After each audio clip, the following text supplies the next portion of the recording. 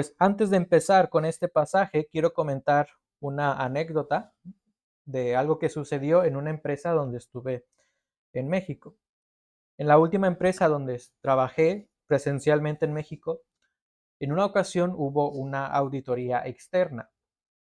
La empresa tenía eh, una política que cada 6 meses, auditores externos venían y evaluaban la situación de la empresa.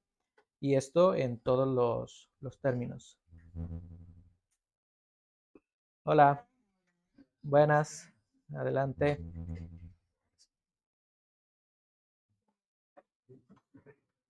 Sí, hay sitio aquí, como quieras. O cuando te sientas cómodo. Encantado, soy David. Pedro, encantado. Ujú.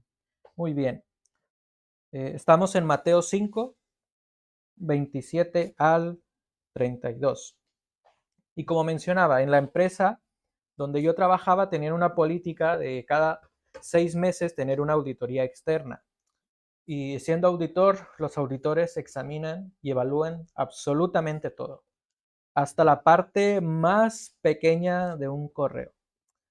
Y cuando estábamos nosotros teniendo esa auditoría, recuerdo que llegaron a un grado que empezaron a revisar minuciosamente los impuestos de la compañía.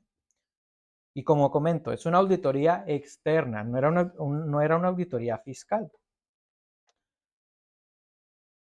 Y eso de las semanas dieron el informe y llegaron al punto que ellos determinaron que la empresa estaba desgravando erróneamente el IVA. Ahora, son temas fiscales que no voy a entrar, pero ellos consideraron que erróneamente se estaba desgravando el IVA. Así que la directora de finanzas, cuando ve el informe, empieza a gritar al nombre de la persona. Juan, por decir un nombre, ven aquí. Y va ahí Juan. ¿Por qué dicen los auditores que esto está así? Y nota, los auditores tenían como fundamento el Código Fiscal de México. Mi compañero es una persona muy relajada, siempre estaba muy relajada. Y él dice, no te preocupes, ellos lo consideran así, pero el Código Fiscal también dice esto, esto, esto y esto. Y la directora se quedó así como, ¿a quién le hago caso? ¿Le hago caso a la persona de mi empresa que hace los impuestos o a un auditor externo? Estaba en la tesitura porque ambas interpretaciones del Código Fiscal pues estaban fundamentadas en la ley. No era evasión de impuestos, era una interpretación fiscal. Y el problema era tan sencillo, es que el Código Fiscal no especificaba cuánto tiempo se tenía que amortizar un préstamo. Y esto porque la empresa era financiera. Por eso era muy importante este tema. ¿Y por qué doy esta ilustración? Porque en nuestra vida secular podemos ver que en muchos casos hay diferentes interpretaciones de lo que nos acontece. Quizás una persona, al escuchar un problema de alguien más, interpreta que esa persona tuvo la culpa o interpreta que la otra persona tuvo la culpa. Puede ser, ¿no? Pero nosotros acostumbramos a interpretar según lo que nosotros creemos. Y esta historia de interpretación es muy similar a lo que pasaba en los tiempos de Jesús. En este pasaje de Mateo 5, 27 al 32, podemos ver que había una interpretación incorrecta sobre lo que la ley decía sobre el adulterio y sobre el divorcio. En los tiempos de Jesús había escuelas rabínicas que interpretaban la ley de una manera y había otra escuela rabínica que interpretaba la ley de otra diferente manera. En general, habían dos escuelas rabínicas en los tiempos de Jesús. Y algunos llegaron a considerar que era justificable cualquier razón para divorciarse. Y para ellos era importante que el Sanedrín o las escuelas rabínicas interpretaran qué significaba el divorcio. porque el Sanedrín era quien autorizaba o quien daba el edicto del divorcio. Sin embargo, había otras escuelas rabínicas que restringían las causas del divorcio. Había un problema, digo problema relativamente grande, en saber cuáles eran las causas de divorcio. Y ante esto, nosotros debemos reconocer que por el corazón inmoral del hombre existe la tendencia de distorsionar los mandamientos de Dios. La ley era enfática, era clara en cuanto a la enseñanza del matrimonio. Pero por el corazón inmoral del hombre, por el pecado, existe la tendencia de distorsionar los mandamientos de Dios e incluso la palabra de Dios. Sin embargo, en este pasaje nosotros podemos ver que Jesús enseña la raíz del problema. Y la raíz del problema era el pecado mismo. Por esta razón eleva los mandamientos porque Él tiene autoridad. Él deseaba pureza total en sus seguidores. Los rabínicos o los fariseos se peleaban, discutían sobre cuál era la causa del divorcio, pero Jesús va aún más allá, no limitando el adulterio y el divorcio a los efectos o a las acciones, sino a la raíz del problema. El lema de las diferentes interpretaciones del divorcio que había en los tiempos de Jesús es que los fariseos consideraban más los efectos del pecado o los efectos del divorcio y no la raíz del problema. Pero Jesús quiere ir a la raíz del problema. Él quiere ir a la raíz del pecado. Él no se enfoca en los efectos. Él está interesado en la raíz. Así que porque Jesús tiene autoridad y Él discierne tu corazón, tú puedes permanecer puro. Recuerda que todo el Evangelio de Mateo nos demuestra que Jesús es el Rey con autoridad. Y al terminar el Sermón del Monte podemos ver que la gente se asombraba de la doctrina de Jesús porque Él tenía autoridad como nadie más la tenía. Porque Jesús tiene autoridad y porque Él discierne tu corazón, tú puedes permanecer puro. Por eso el título de este sermón lo he llamado Permaneciendo puros. Debemos permanecer puros porque Jesús tiene autoridad y Él discierne nuestro corazón. Y la pregunta que quiero que meditemos hoy es la siguiente. ¿Cómo realmente podemos permanecer puros? Si Jesús enfatiza la pureza en nuestro interior y en nuestro exterior, ¿cómo yo puedo permanecer puro? Podemos ver que en primer lugar debemos examinar la condición de nuestro interior. Podemos permanecer puros si reconocemos la condición espiritual en la que estamos. Notemos lo que dice: habéis oído que se dijo, no cometerás adulterio. Jesús nuevamente usa la misma expresión. Habéis oído que se dijo. Notemos que se dice en varios pasajes. Versículo 21, versículo 31, 33, 38, 43.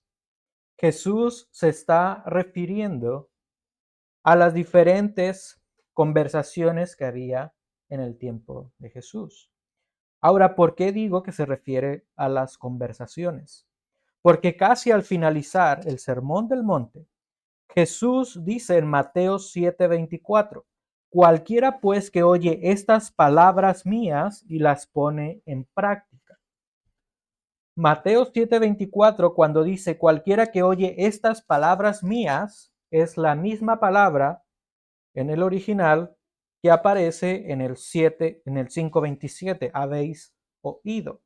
Así que ¿a qué se refiere habéis oído? A una conversación entre varias personas, a un diálogo que existía en los tiempos de Jesús. Hay correspondencia entre habéis oído y en las palabras que está diciendo el Señor Jesús. El Señor Jesús sabía que había conversaciones entre sus seguidores, entre las personas que venían a escucharlo. Él sabía que había ciertas dudas, ciertos conflictos o ciertas tensiones. Y por eso él menciona, habéis oído que se dijo, no cometerás adulterio. Había ciertas inquietudes sobre el adulterio y por último, como dice el 31, sobre el divorcio. Así que Jesús, de una manera directa, sabe ese tipo de conversaciones y él aborda el pecado. Y aquí hay algo que quiero mencionar. Jesús no evade el pecado. Si hay situación que corregir entre sus seguidores, él lo hace puntualmente, él lo aclara puntualmente. Así que esto nos enseña que también nosotros debemos de ver el pecado como es pecado y no evadirlo. Así que Jesús se está refiriendo a los 10 mandamientos. Versículo 27 menciona, no cometerás adulterio. Esto es uno de los 10 mandamientos.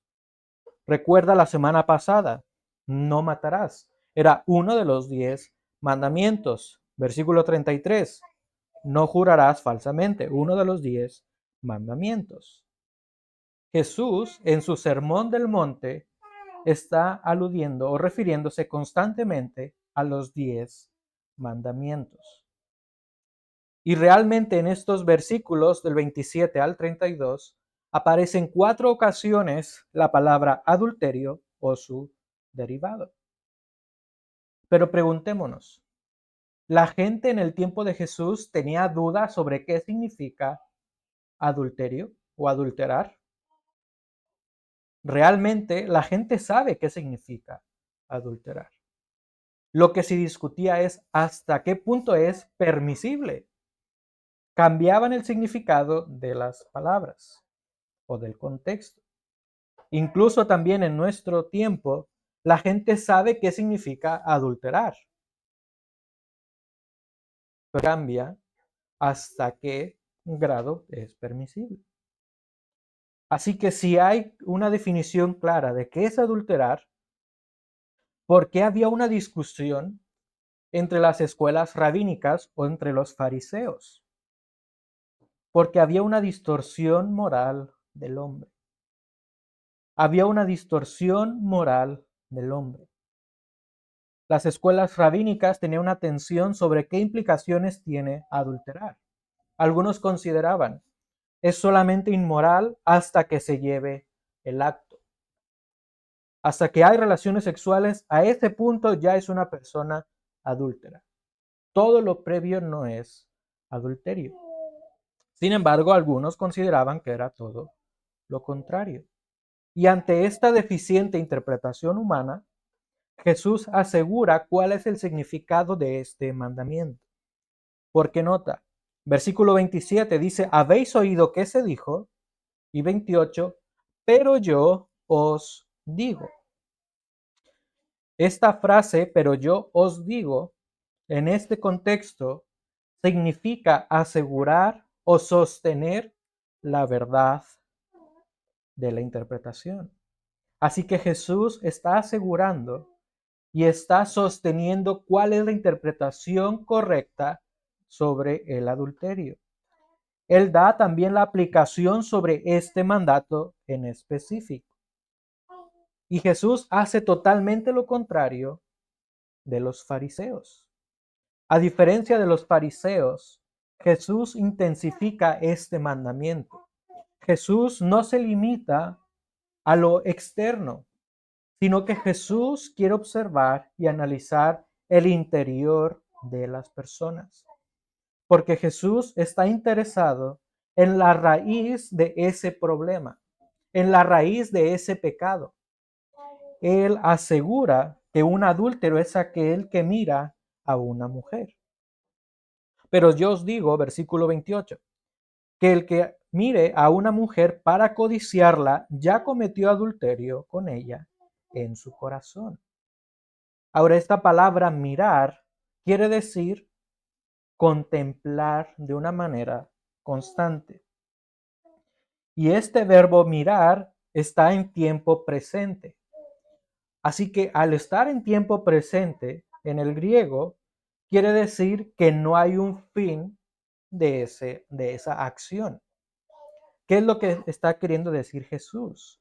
Aquella persona que mira persistentemente, constantemente, rutinariamente a una persona, ya cometió adulterio con ella en su corazón. El propósito de esa mirada intensa, rutinariamente o habitualmente, es la codicia. Jesús dice, cualquiera el que mire a una mujer para codiciarla, ya cometió adulterio con ella en su corazón. ¿Y a qué se refiere la codicia? Al deseo sexual. Y notemos que Jesús hace cosas muy diferentes que los demás fariseos. Los fariseos se centraron en un solo mandamiento, pero Jesús no se centra en un solo mandamiento. Él dice, sí, la Biblia dice, o la ley dice, no adulterarás. Pero a su vez dice, no codiciarás a la mujer de tu prójimo, ni a todo lo que tuviere tu prójimo. Jesús no está interpretando un mandamiento claro con una sola porción de la Biblia, sino que él está ligando otro mandamiento más. En Éxodo 20 vemos que es el séptimo y el último mandamiento. Así que Jesús no está interpretando la letra de la ley, como hemos dicho anteriormente en otras semanas. Jesús no interpreta según el tecnicismo de la ley, sino que él interpreta según el espíritu de toda la ley. ¿Cuál era el problema de estos fariseos?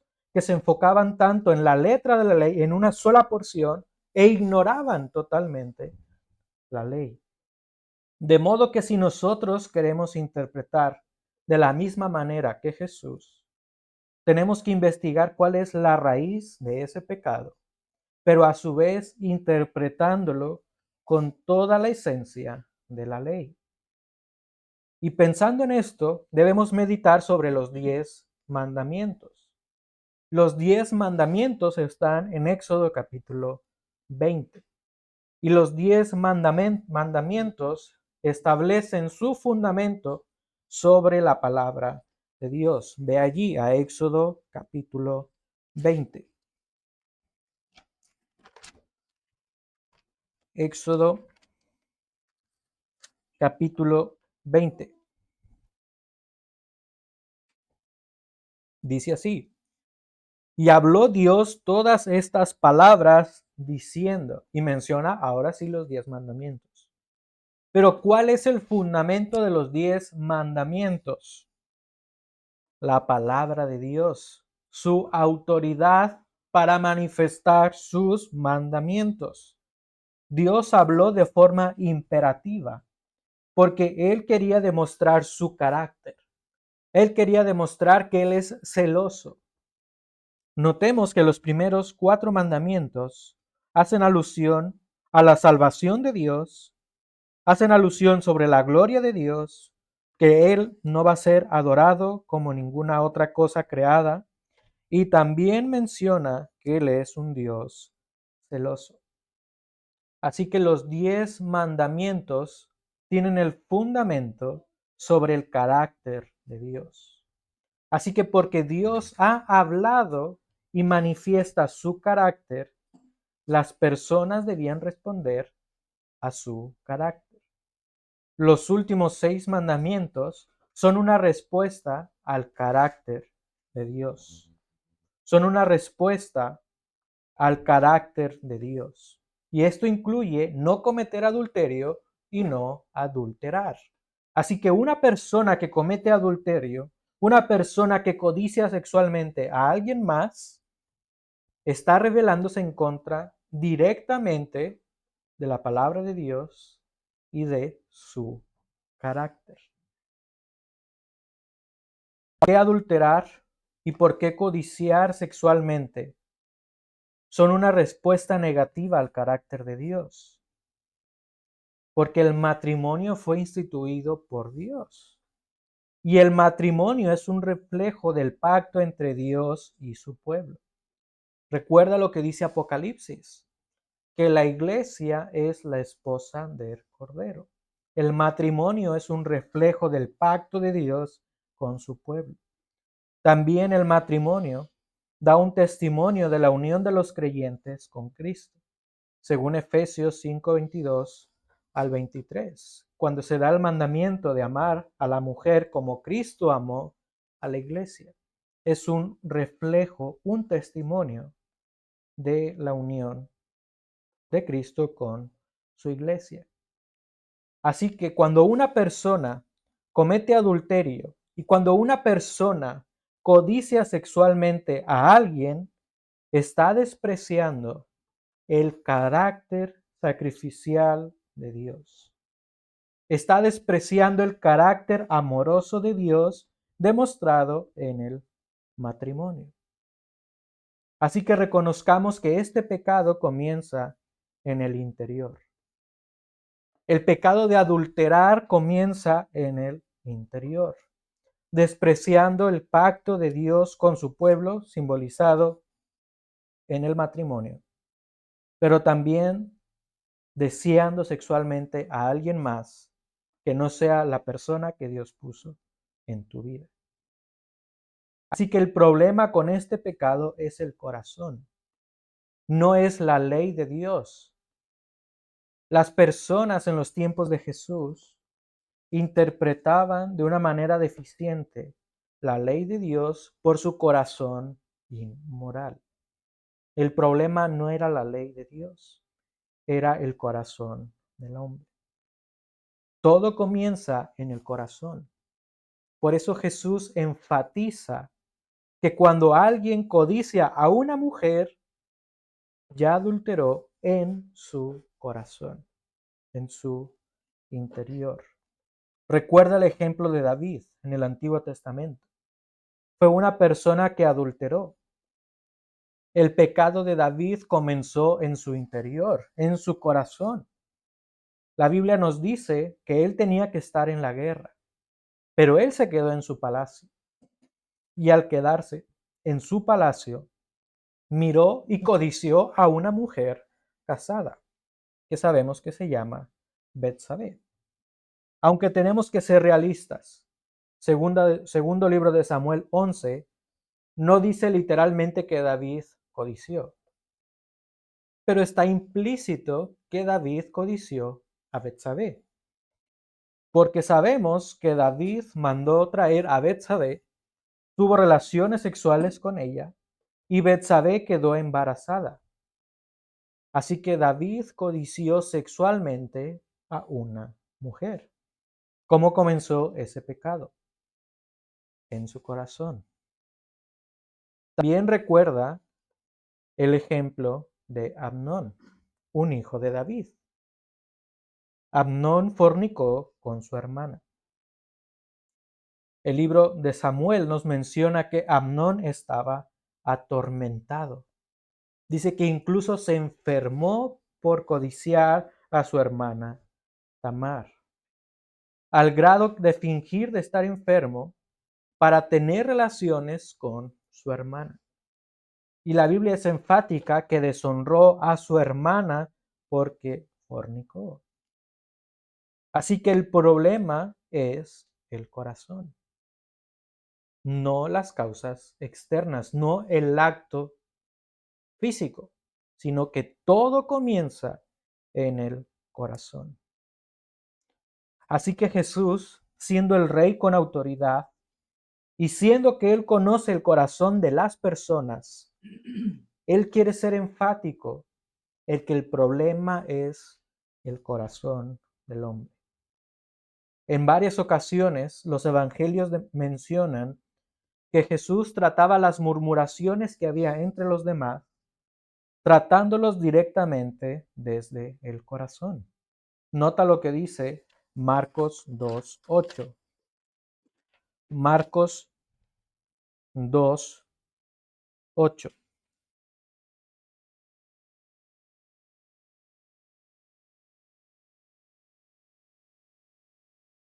Y conociendo en su espíritu que pensaban de esa manera dentro de sí mismos, les dijo: ¿Por qué pensáis estas cosas en vuestros corazones? ¿Qué es más difícil decir al paralítico: tus pecados te son perdonados, o decirle: levántate, toma tu cama y anda? Pues para que sepáis que el Hijo del Hombre tiene autoridad en la tierra para perdonar pecados, dijo al paralítico: a ti te digo, levántate, toma tu camilla y vete a tu casa.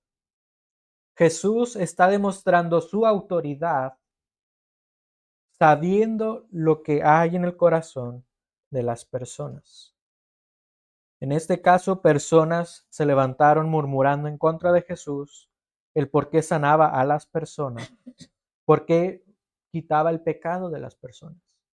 Él está demostrando su autoridad discerniendo el corazón, porque nadie más puede discernir el corazón de otra persona, más que tú y el Señor. Y hago alusión a ti, porque solamente tú sabes lo que hay en tu corazón. Tu mujer no sabe lo que hay en tu corazón exactamente. Tu hijo, ni tu hija, ni tu marido, solamente tú. Y Dios mismo conoce tu corazón. Así que Jesús demuestra su autoridad reconociendo que Él sabe las intenciones del corazón.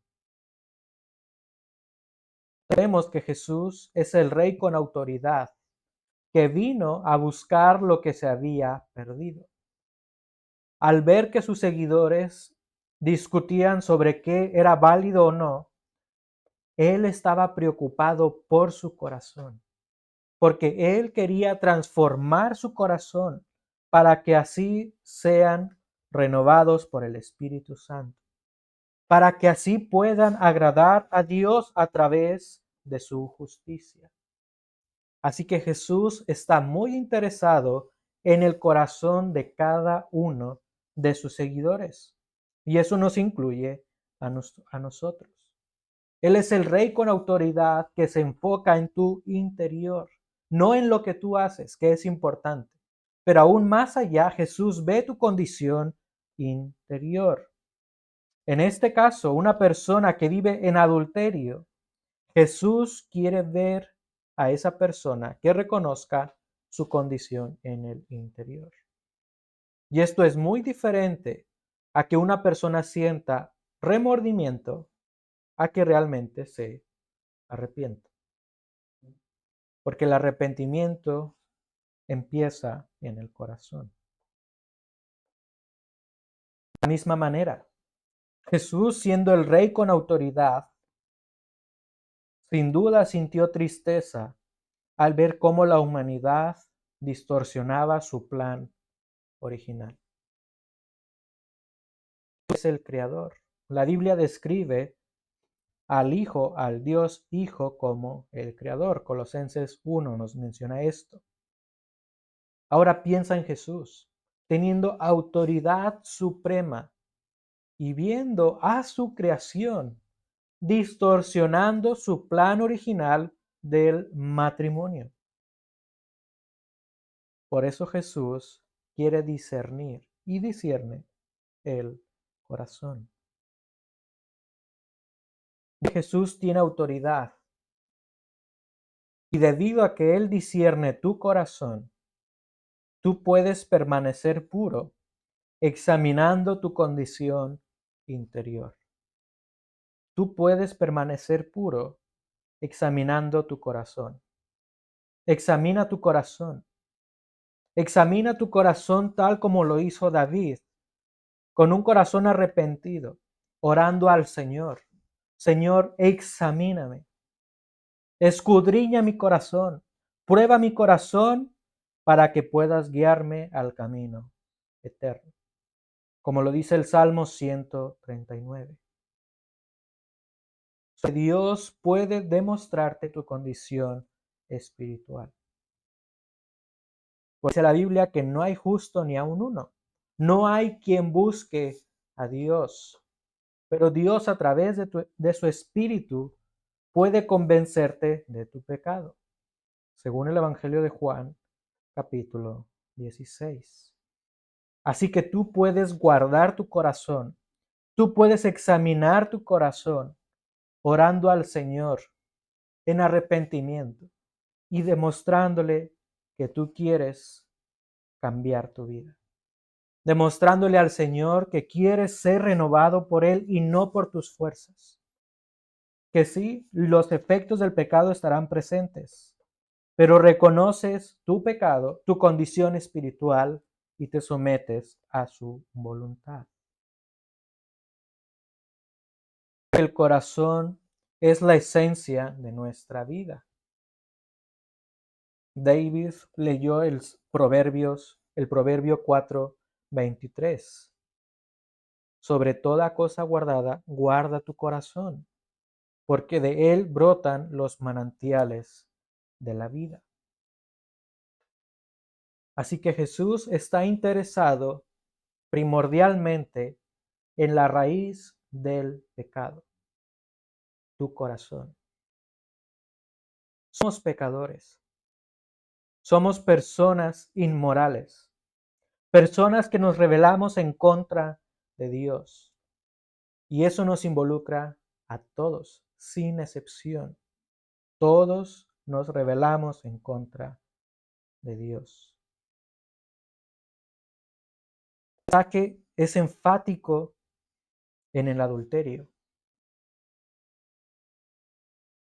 Tú estás aquí en esta mañana y quizás no te consideras como un adúltero o como un fornicario. Pero sí lo eres. Probablemente yo también puedo ser un adúltero. ¿Realmente estamos libres de ese pecado? Y la respuesta está en tu corazón. No pienses como los fariseos. No pienses que porque no has tenido ese acto sexual con una persona que no es tu mujer o que aún no estás casado, no eres un adúltero o un fornicario. Piensa en tu corazón. ¿Tu corazón desea la intimidad sexual con alguien más? ¿Estás mirando intensamente a una persona y la codicias? Si realmente tienes esta codicia en tu corazón, estás adulterando y estás fornicando. Quizás tú puedes creer, siendo mujer, puedes creer que ese pecado solamente afecta a los hombres, pero no es así. El pecado no discrimina. Él no hace acepción de personas. El pecado no distingue entre hombre y mujer. El pecado llega a todos por igual. Más adelante lo voy a mencionar. La raíz de este problema es el adulterio y se manifiesta con el divorcio, que Jesús lo menciona más adelante.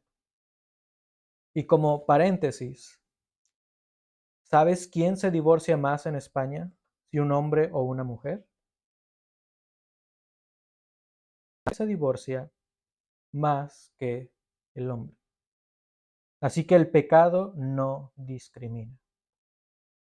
Quizás te sientes débil en tu corazón.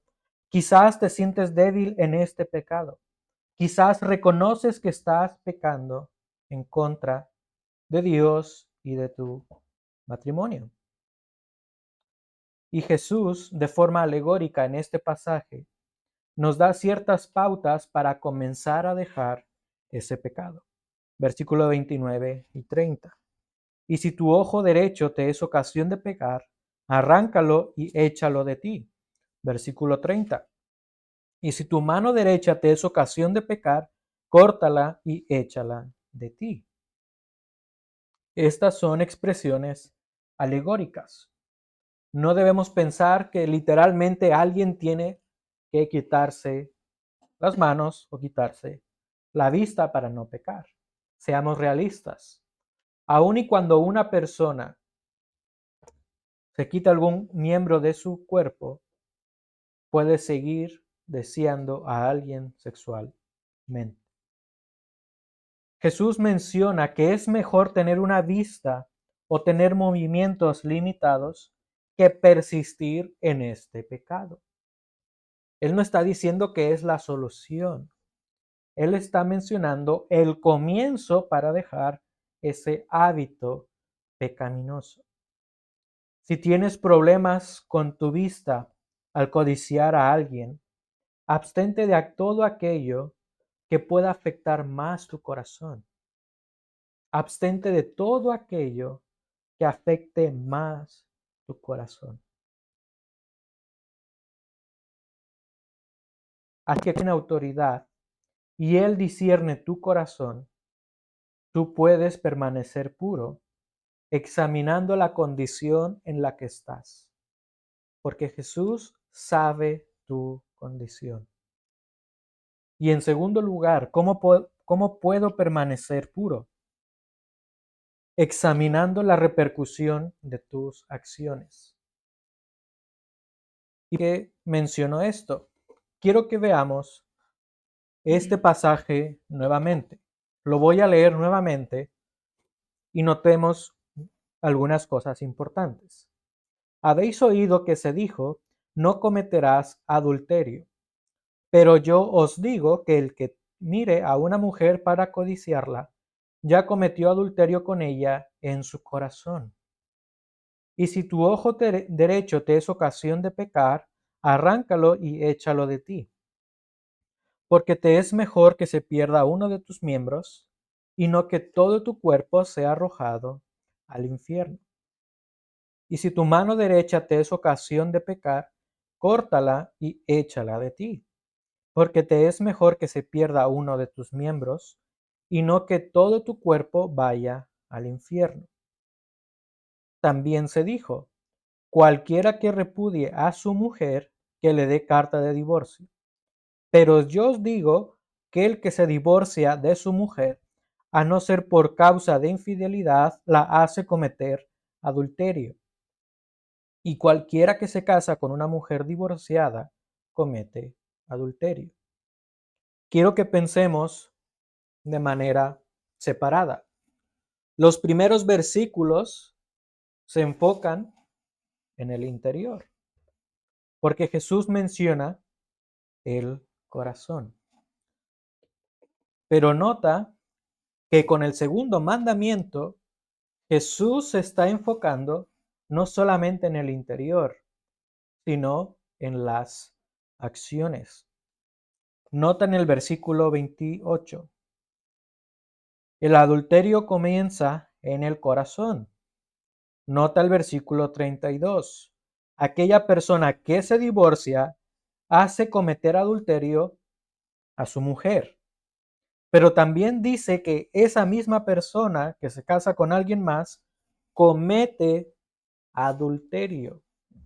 Así que aquí yo veo estas dos cosas. Por un lado, Jesús se enfoca en el interior, pero por otro lado, Jesús es enfático en la repercusión de las acciones, en las consecuencias de las acciones del pecado. Los versículos 31 y 32 demuestran un efecto visible sobre el pecado del adulterio. Es una consecuencia visible el adulterio. La evidencia en estos versículos radica que el versículo 32 se enfoca en las acciones de las personas. En el tiempo de Jesús consideraba que una persona podía deslindarse de toda responsabilidad en su matrimonio, simplemente si había algún disgusto. Nota lo que dice el versículo 31. También se dijo, cualquiera que repudie a su mujer. La palabra repudiar quiere decir deslindarse de toda responsabilidad, dejar libre. Así que personas querían deslindarse de sus obligaciones en el matrimonio.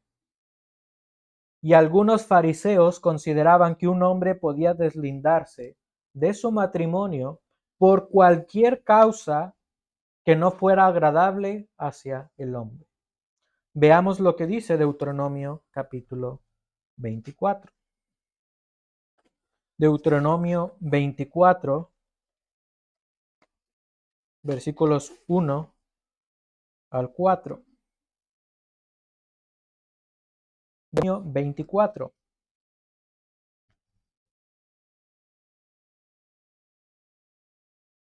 Una mujer y se casa con ella, si sucede que no le es agradable, porque ha encontrado algo reprochable en ella y le escribe certificado de divorcio, lo pone en su mano y la despide de su casa. Despedir es repudiar. Pero nota lo que dice el versículo 1.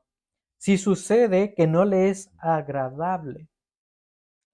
Y algunos aquí consideraban, esto es muy amplio. Es involucrar muchas cosas. Tú te puedes divorciar, por decirlo en nuestro contexto, si la mujer no cocina como te agrada. Te puedes divorciar simplemente porque su aspecto físico ya no es el que te gusta. Puedes divorciarte simplemente porque ella, en nuestro contexto, estoy haciendo ejemplos, porque ella quizás no quiere trabajar. Ellos pensaban, te puedes divorciar por cualquier cosa que no te es agradable. Vemos que este versículo también especifica algo que no sea agradable, pero nota, porque ha encontrado algo reprochable en ella. La palabra reprochar en el hebreo en este contexto quiere decir desnudar. La palabra de Dios no es ambigua. No hay amplitud, no hay áreas negras o grises para que digamos, bueno, la ley de Dios permite estas cosas. No. A diferencia de la ilustración que mencioné al principio, que hay ciertas lagunas fiscales en el mundo, en la ley de Dios o en la palabra de Dios no hay lagunas. No hay áreas grises. Para Dios es pecado o no es pecado. Está bien o está mal. Puedes hacerlo o no puedes hacerlo. Aquí también entra la conciencia humana en muchas cosas. Pero en este pasaje vemos que hay algo muy importante. Algo agradable, algo no agradable, se refiere a la desnudez de la persona. ¿Qué quiere decir?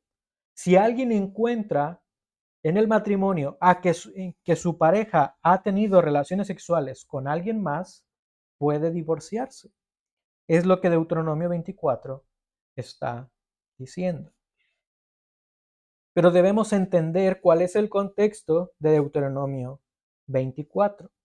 Deuteronomio 24 es la continuación de diversas leyes que Dios está dando a la nación de Israel. Pero nota lo que dice Deuteronomio 23, versículo 14. Deuteronomio 23, 14. Porque el Señor tu Dios anda en medio de ti, de tu campamento para librarte y para derrotar a tus enemigos de delante de ti. Por tanto, tu campamento debe ser santo. Nota, tu campamento debe ser santo, y él no debe ver nada indecente en medio de ti, no sea que se aparte de ti. ¿Cómo comienzan estas leyes de Deuteronomio 24? Con la premisa que Dios es santo y requiere santidad entre su pueblo. Y notemos que el pasaje dice nada indecente en medio de ti. Esto incluye en el trabajo, esto incluye en las relaciones sociales y sin duda en el matrimonio. Dentro del matrimonio debe haber santidad. Deuteronomio 24 nos menciona enfáticamente que si alguien veía algo no agradable en su mujer, podía divorciarse, haciendo alusión a la inmoralidad sexual. A los fariseos en el tiempo de Jesús veían diferentes interpretaciones. Si Deuteronomio 24 nos está diciendo algo no agradable en relación a su desnudez, ¿por qué entonces había ciertas discrepancias en la interpretación? Y algunos dicen que la ley era enfática en cuanto al adulterio y la ley no permitía el adulterio. De hecho, algunos pasajes de Deuteronomio nos dicen que si en un matrimonio había una persona que adulteraba, esa persona debía morir. Así que algunos fariseos decían, es que eso no se refiere al acto sexual, se puede referir a cualquier otra cosa. Porque si fuera un adulterio, un adulterio, esa persona debía de morir. Era la interpretación que le daban. Pero Jesús dice en Mateo 19, del 1 al 9, que el divorcio fue permitido por la dureza del corazón. El divorcio fue permitido por la dureza del corazón. Se permitió que una persona adúltera viviera deslindándose de los derechos de su matrimonio. Y nótese que digo, se permitió, porque la ley exigía que esa persona muriera. Pero por la dureza del corazón, Dios permitió que esa persona adúltera siguiera viviendo. Así que en los tiempos de Jesús, el Sanedrín era quien otorgaba las cartas de divorcio y tenían estas discusiones sobre el divorcio. Ellos debían velar por la justicia social entre la nación de Israel. Pero por la distorsión moral del hombre, muchos fariseos comenzaron a dudar sobre qué causas eran lícitas para el divorcio. Por esto Jesús afirma contundentemente que la causa lícita para el divorcio era la infidelidad, haciendo alusión a Deuteronomio 24. Nota lo que dice el versículo 32 de Mateo 5. Pero yo os digo que todo el que se divorcia de su mujer, a no ser por causa de infidelidad, la hace cometer adulterio. ¿Qué quiere decir infidelidad? La palabra griega en este contexto es porneia. ¿A qué te suena esta palabra? Porneia. Pornografía. En nuestros días, de ahí proviene la palabra pornografía. Así que, ¿qué está diciendo Jesús? A no ser por causa de porneia, toda inmoralidad sexual. Jesús está diciendo la única causa que fue permitida para que una persona se divorciara era por la inmoralidad sexual. No porque no te gustó cierto aspecto de tu pareja, sino solamente por la inmoralidad sexual. En otros pasajes de los evangelios, Jesús dice que fue permitido por la dureza del corazón. Estos versículos son enfáticos en esto. Ahora notemos algo importante.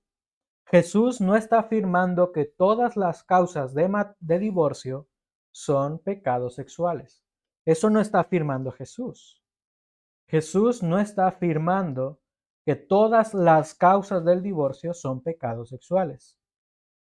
Jesús quiere que su audiencia medite sobre su corazón.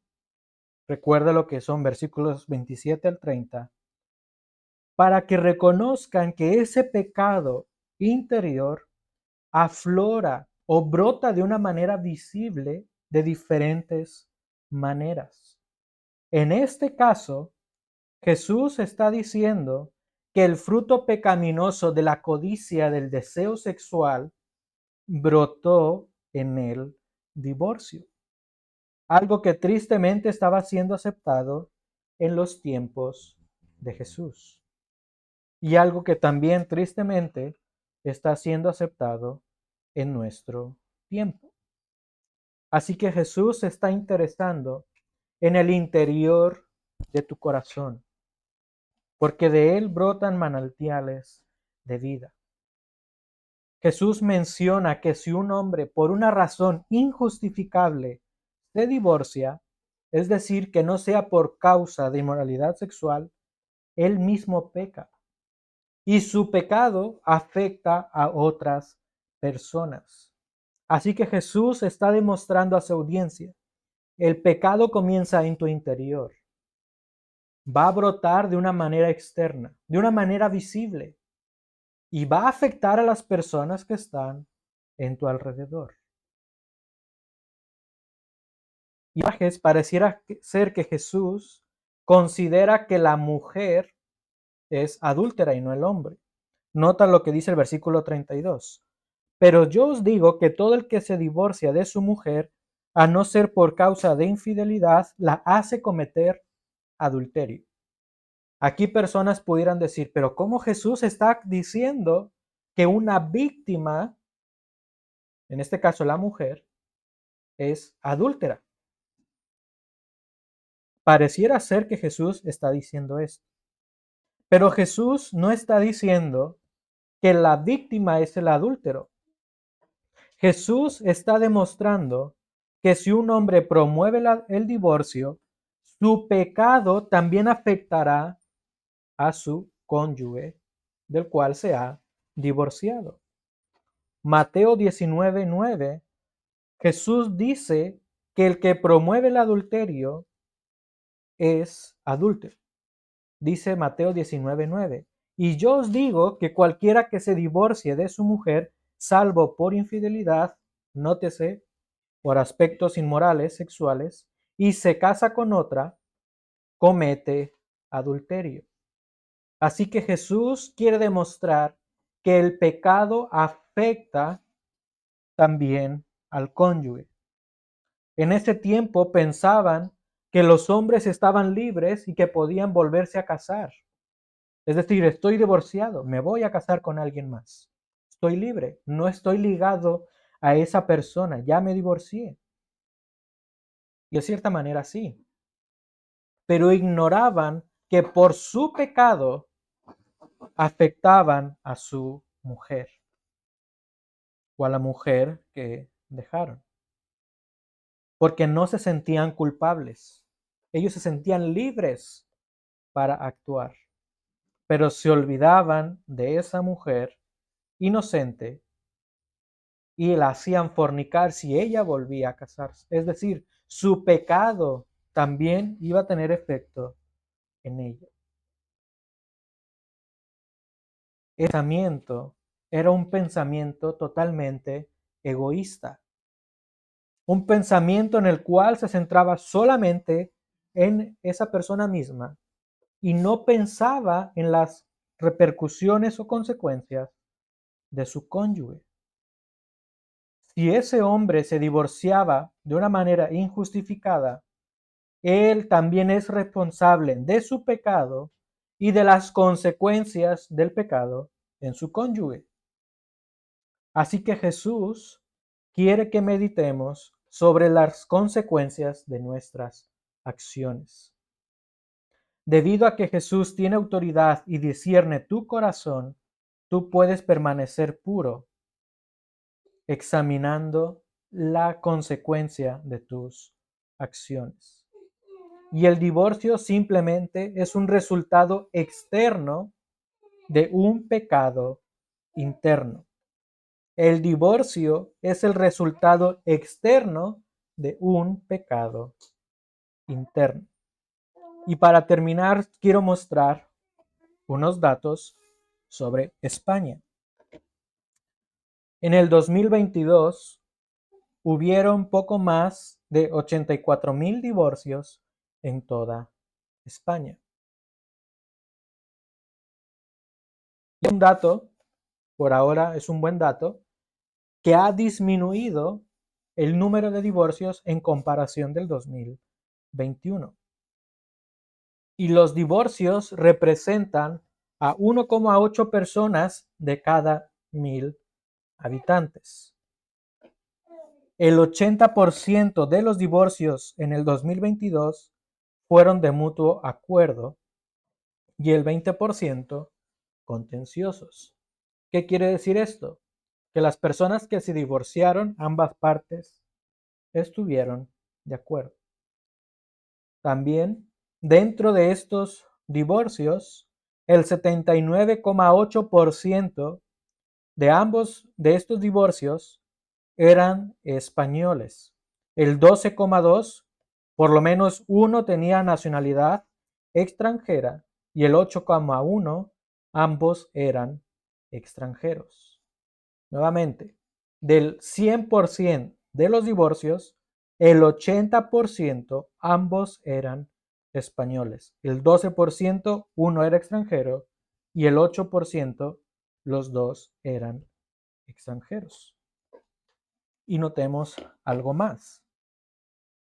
El 32,4% de todos los divorcios se produjeron después de 20 años de matrimonio y el 20,7% entre 5 y 9 años. Tú quizás piensas, pues qué bien, entre comillas, tienen muchos años de matrimonio, ¿vale? Pero ¿cuál es la cifra siguiente? Entre 5 y 9 años. O sea que esto es algo también alarmante. Y la Asociación de Abogados de Familia de España dio a conocer algunas razones como las causas de divorcio. Ahora, no quiere decir que la orientación sexual sea la última causa, no están en orden, simplemente son 12 razones. Pero lee estas razones.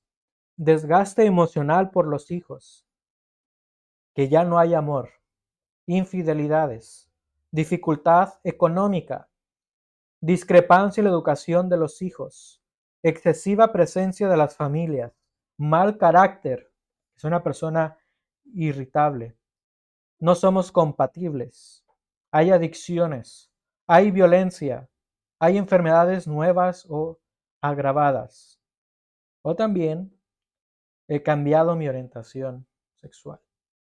Estas son las 12 razones o causas por las cuales la gente se divorcia. Y de estas causas puedes ver que solamente o muy pocas se refieren a la infidelidad inmoral y bien a todo lo que enseña la Biblia, en contra de lo que enseña la Biblia. Mayormente está diferencias de opinión, carácter, irritable o no, enfermedades nuevas, nada de lo que enseña la Biblia. Y quiero terminar meditando en esto. El mundo considera que en un divorcio solamente se afecta el marido y la mujer. Pero si hay hijos, también hay consecuencias en los hijos. El mundo considera que es común divorciarse porque el amor se acabó. Considera que puedes divorciarte sin ninguna culpa. Cada quien lo suyo, tú no te preocupes, tú no tuviste la culpa, yo tampoco. Vamos a olvidarlo, es pasado. Sin embargo, la Biblia enseña que el divorcio es el resultado del pecado. Un pecado que comienza en el corazón. Así que todo pecado comienza en el corazón y aflora de diversas maneras. El pecado de adulterio comienza con la codicia en tu corazón y puede brotar de una consecuencia negativa trayendo la separación con tu cónyuge. Nuestro corazón es engañoso. Tenemos deseos contrarios a la voluntad de Dios. El divorcio es el resultado del pecado. Pero recuerda que Jesús tiene autoridad y que Él discierne tu corazón. Así que porque Jesús tiene autoridad y discierne tu corazón, tú puedes permanecer puro. Examina tu corazón y examina las consecuencias de tu pecado. Padre, te damos gracias porque tu palabra es viva y eficaz. Te damos gracias porque tu palabra discierne las intenciones de nuestro corazón, discierne hasta lo más profundo de nuestro ser. Somos pecadores, somos personas que deseamos vivir conforme a nuestros deseos. Pero Padre, ayúdanos a reconocer nuestra condición espiritual. Ayúdanos a examinar que nuestro pecado traerá consecuencias en otros, que no simplemente vamos a pecar y que viviremos libres, sino que nuestras acciones traen consecuencias a los demás. Ayúdanos a permanecer puros aquellos que somos casados, que seamos fieles a nuestra mujer o a nuestro marido, aquellos que aún no están casados, que puedan permanecer puros, discerniendo su corazón y entendiendo que su pecado también afectará a más personas. Te damos gracias porque en Cristo nosotros somos tus hijos y porque en Cristo podemos agradarte por su justicia y no la nuestra. Te damos las gracias en Cristo Jesús. Amén.